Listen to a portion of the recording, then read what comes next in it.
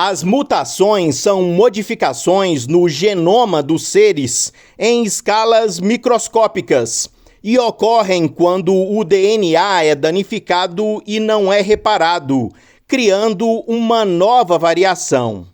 Aparentemente, isso ocorre ao acaso e a seleção natural se encarrega de preservar os mais adaptados. Essa era a ideia defendida por Charles Darwin.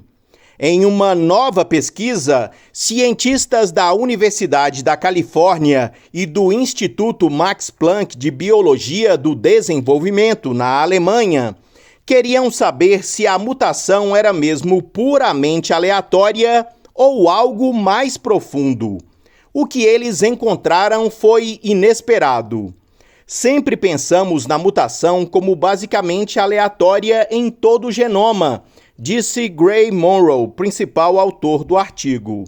Acontece que a mutação é muito não aleatória, e não é aleatória de uma forma que beneficia a planta. E isso é uma maneira totalmente nova de pensar sobre a mutação.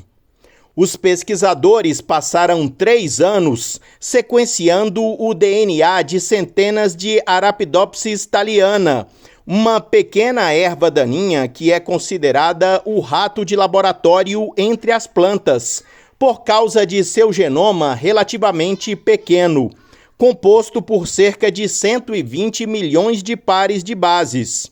Os humanos, por exemplo, têm cerca de 3 bilhões de pares de bases. É um organismo modelo para a genética, disse Monroe.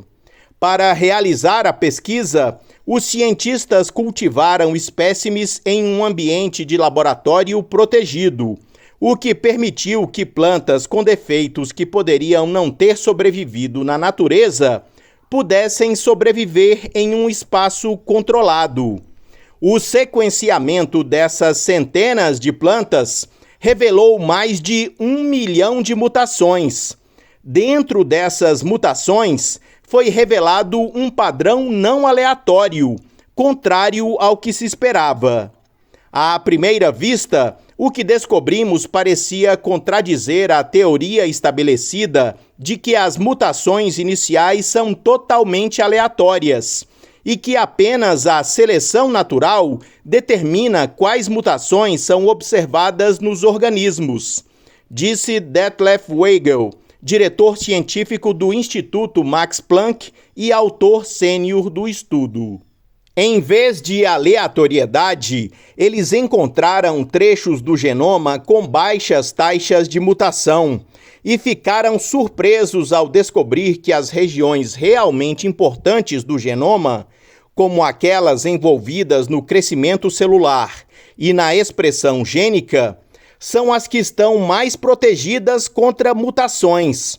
As áreas também são sensíveis aos efeitos nocivos de novas mutações. O reparo de danos ao DNA parece ser bem mais eficaz nessas regiões, acrescentou Weigel. Os cientistas descobriram que a forma como o DNA estava envolvido em diferentes tipos de proteínas era um bom indicador de se um gene sofreria mutação ou não.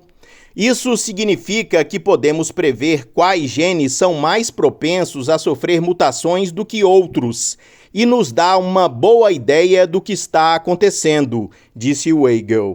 As descobertas podem ser uma reviravolta surpreendente à teoria da evolução por seleção natural de Charles Darwin, porque revelam que a planta evoluiu para proteger seus genes de mutação, para garantir a sobrevivência. A planta desenvolveu uma maneira de proteger seus lugares mais importantes da mutação.